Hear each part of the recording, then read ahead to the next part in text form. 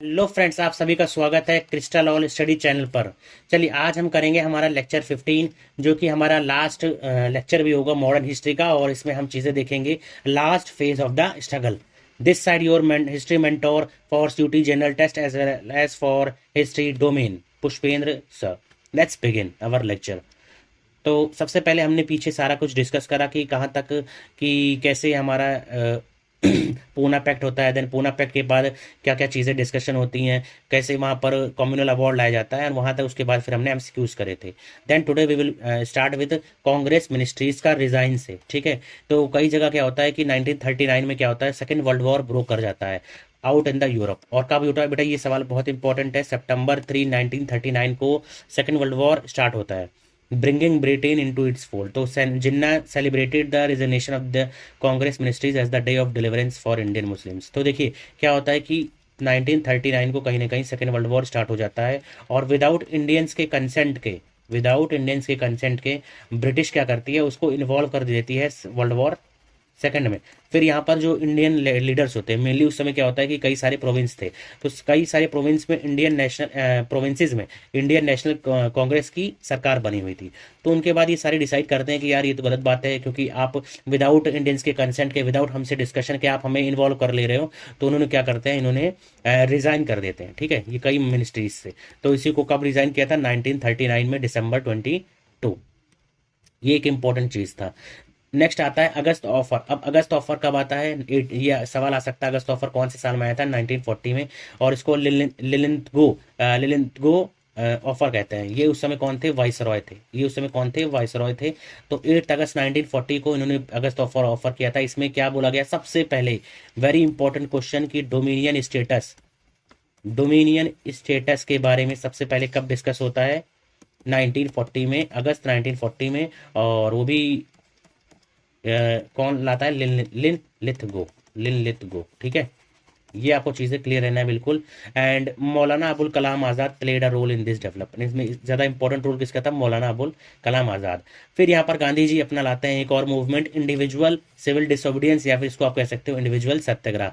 Individual सत्याग्रह में गांधी जी के काफ़ी सारे इंस्ट्रक्शंस थे, उनमें से ये था कि हम इंडिविजुअल लेवल पे सत्याग्रह करेंगे। कैसे करेंगे, इंडिविजुअल लेवल पे सत्याग्रह करेंगे। तो फर्स्ट सत्याग्रही कौन था, ये इंपॉर्टेंट है, Vinoba Bhave. Vinoba Bhave was the first सत्याग्रही। इनको अरेस्ट कर लिया गया अक्टूबर 22 को। ठीक है, 1940 में।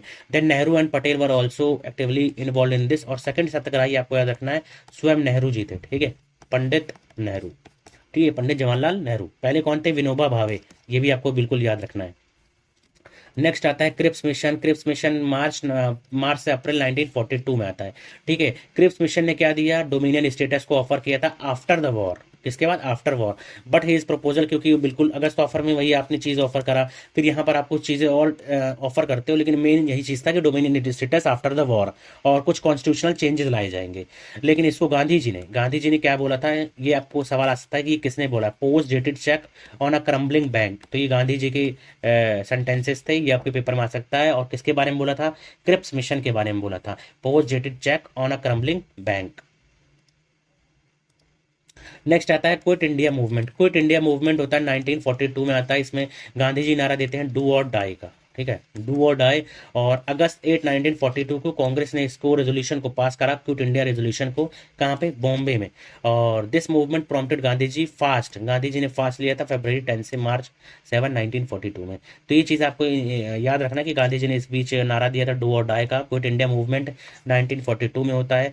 और कब स्टार्ट होता है, अगस्त 8 1942। कहाँ पर रेजोल्यूशन को पास करा जाता है, बॉम्बे में। फिर CR फॉर्मूला 1944 में, ये आपको याद रखना कि चक्रवर्ती राजगोपालाचारी ने अपनी कुछ चीज़ें दी थी कि कैसे हम चीज़ों को रिजॉल्व कर सकते हैं बिटवीन हिंदू एंड मुस्लिम्स। तो उन्होंने डिमार्केट करने के बारे में बात करा था कि नॉर्थ वेस्ट में और ईस्ट में where Muslims were in majority. तो ये डिवीजन की तरफ आप जा रहा है, कहीं ना कहीं पार्टीशन की तरफ आप चीज़ों को देखेंगे, और एट द एंड फिर वही होता भी है। तो 1944 में CR फॉर्मूला आया था। इसमें उन्होंने डिमार्केट करने की कोशिश करी थी डिस्ट्रिक्ट को जहाँ पर मुस्लिम मेजोरिटी में थे। अब यहाँ पर वेवल प्लान और शिमला कॉन्फ्रेंस आता है 1945 में। ठीक है, और इसमें क्या बात करा जाता है, कॉन्स्टिट्यूशनल रिफॉर्म्स को लेके। लॉर्ड वेवल का ये इशू आता है, Wavell plan during the Shimla conference in 1945। ये आपको याद रखना है कौन से साल में, 1945 1945 में। आईएनए का ट्रायल, ये वेरी इंपॉर्टेंट है। नवंबर 1945 में क्या होता है, पीके सहगल आईएनए ट्रायल, मतलब जो हिंद फौज थी, किसने संगठित किया था, सुभाष चंद्र बोस ने। तुम मुझे खून दो, मैं तुम्हें आज़ादी दूंगा, ये नारा किसका है, give me your blood I will give you freedom, Subhash Chandra Bose का है। तो उन्होंने ही हिंद फौज का किया था। उसके बाद क्या होता है कि कई चीज़ें होती है कि वहाँ पर नाम भी आ जाता है उनका। और जो आईने का ट्रायल होता है, क्योंकि उस समय बहुत सारे जो आर्मी के ऑफिशियल्स थे या फिर जो भी सोल्जर्स वगैरह थे, वो ब्रिटिश इंडिया के जो गवर्नमेंट थी उसने पकड़ कर रखा था। तो उनको, मतलब आप ये कह सकते हैं, उनका ट्रायल चलाया गया था, ठीक है, उन पर। तो वही चीज़ें हैं कि कब हुआ था ट्रायल, वो 1945 में हुआ था। पीके सहगल, शहनवाज खान, गुरबख्श सिंह ढिल्लन, ये put on the trial at the red fort. Tej Bahadur Shastri, Jawaharlal Nehru, Asaf Ali, Mohammad Ali Jinnah were involve, मतलब दे वर द लॉयर्स, जो इनको रिप्रेजेंट कर रहे थे, ठीक है, जो इनको रिप्रेजेंट कर रहे थे। फिर यहाँ पर रेटिंग्स म्यूटनी होती है, कब होती है, 1946 में। इसमें क्या होता है कि Bombay ratings of HMS Talwar struck work due to the racial discrimination, unpalatable food and abuse. तो ये पहली बार होता है कि ब्रिटिश आर्मी में जो वर्किंग है, जैसे नेवी हो गया, तो वही रिवॉल्ट कर देते हैं। क्या कर देते हैं, वही रिवॉल्ट कर देते हैं। तो ये फर्स्ट टाइम होता है 1946 में। देन कैबिनेट मिशन आता है। कैबिनेट मिशन कब आएगा, 1946 में, ये भी कैबिनेट मिशन आता है। और ये रिकमेंडेशंस, फिर ये भी वही रिकमेंडेशन देता है कि कैसे हम लोग कॉन्स्टिट्यूशनल रिफॉर्म्स कर सकते हैं। एंड दिस कैबिनेट मिशन किसके कहने पे आया था, ये लॉर्ड एटली ने, ठीक है, इन्होंने दिया था कैबिनेट मिशन जो इंडिया में आया था। और इसमें ये नहीं दिया गया कि इसमें कौन कौन मेंबर थे, तो इसमें 3 मेंबर थे। अब बाकी आपको वो बताना है कि वो कौन कौन 3 मेंबर थे। इस पर एक बार आप देखिए कि हाँ कौन कौन थे। और इनमें से एक मेंबर तो ऐसा था कि जो क्रिप्स मिशन थे, क्रिप्स मिशन को जो लीड कर रहे थे वो भी इसके मेंबर्स थे। तो आपको ये जरूर याद रखना है कि कौन कौन 3 मेंबर्स थे, वो आपको बताना है। मैं आपको कमेंट बॉक्स में भी वो ऐड कर दूंगा, अगर आप पहले रिप्लाई कीजिए इस पर। मैं देखूँ कौन अटेंटिव रहता है, कौन चीज़ों को देखता है, ठीक है। Direct action day campaign, an initiative by the Muslim league led by the Jinnah advocating for the separate Muslim state के बारे में। डायरेक्ट एक्शन डे 1946 में कौन लाया था, मुस्लिम लीग लाई थी, जिन्ना ने, ठीक है। देन इंतरिम गवर्नमेंट कब बनती है इंडिया की, 1946 में। अब ये इंपॉर्टेंट चीज़ें यहाँ पर ऑलमोस्ट ओवर ही हो गई हैं। एटली का अनाउंसमेंट कब होता है, फरवरी 20 1947 में, ठीक है। ब्रिटिश प्राइम मिनिस्टर एटली उसको अनाउंस करते हैं कि अब हमारा मकसद है कि इंडिया को छोड़ के हम लोग चले जाएंगे। फिर यहाँ पर माउंट बैटन प्लान आता है 1947 में। और ये क्या कहता है कि लीडिंग टू द पार्टीशन, एक इंडिया होगा और एक पाकिस्तान होगा। तो ये किसके थ्रू आता है, ये आपको याद रखना है, माउंट बैटन प्लान के थ्रू, ठीक है। एटली कहा गया था कि इंडिया को आज़ादी दी जाएगी, ये आपको बहुत याद करना है, बिल्कुल इंपॉर्टेंट है। और Attlee was the prime minister of Britain. Then या इंडियन इंडिपेंडेंस एक्ट कब आता है, 1947 में। और कहीं ना कहीं ब्रिटिश पार्लियामेंट उसको पास करती है और India as a independent country मिल जाता है, बन जाता है, ठीक है। और by August 1947 all states except instrument of succession को भी साइन कर लेते हैं, मतलब इंडिया का पार्ट बन जाते हैं। कौन कौन नहीं करता है उस समय तक, 3 स्टेट्स थे, ये इंपॉर्टेंट है। कश्मीर हो गया, कश्मीर के बाद जूनागढ़ हो गया, जूनागढ़ के बाद हैदराबाद हो गया, ठीक है। ये 3 होते हैं जो इंस्ट्रूमेंट ऑफ सक्सेशन 15 अगस्त तक नहीं साइन करते हैं। फ्रेंच कॉलोनीज का क्या होता है, एंड ऑफ 1954 तक उनका एंड हो जाता है, ठीक है, जो भी कॉलोनीज थी। और उसके बाद फिर पोर्चुगीज सबसे पहले आते हैं और सबसे एट द लास्ट जाते हैं।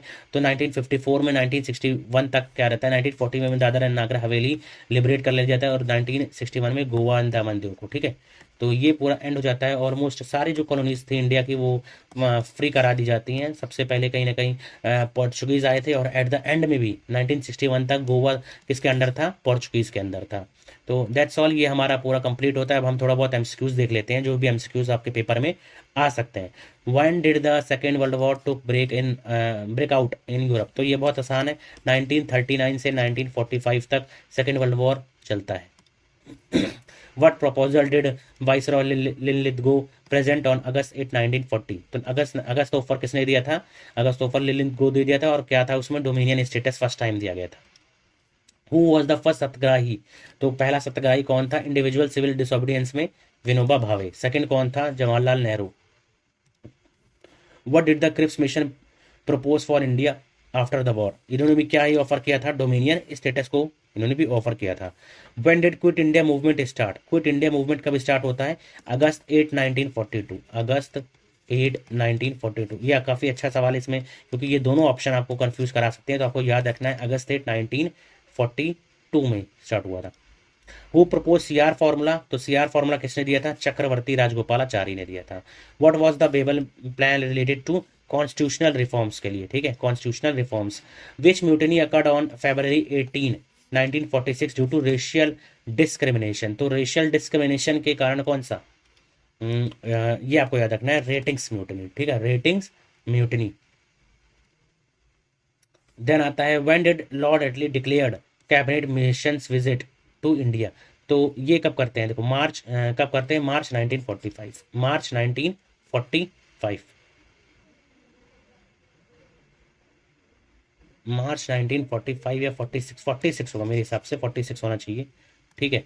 देन आता है व्हाट वाज, इसको मैं एक बार चेक करके आपको बता दूंगा अच्छे से, 46। What was the direct action campaign initiated by Muslim League in 1946 was about, तो 1946 में वो किसके बारे में था? कहीं ना कहीं वो कम्युनल रिप्रेजेंटेशन के बारे में था, ठीक है। And that's all for today. I hope आपको ये पसंद आया होगा लेक्चर हमारा। इसको प्लीज़ शेयर कीजिए, लाइक कीजिए, कमेंट कीजिए, ठीक है। अगर कोई भी आप क्वेरीज है तो इस पर आप कॉन्टैक्ट कर सकते हैं। Thank you.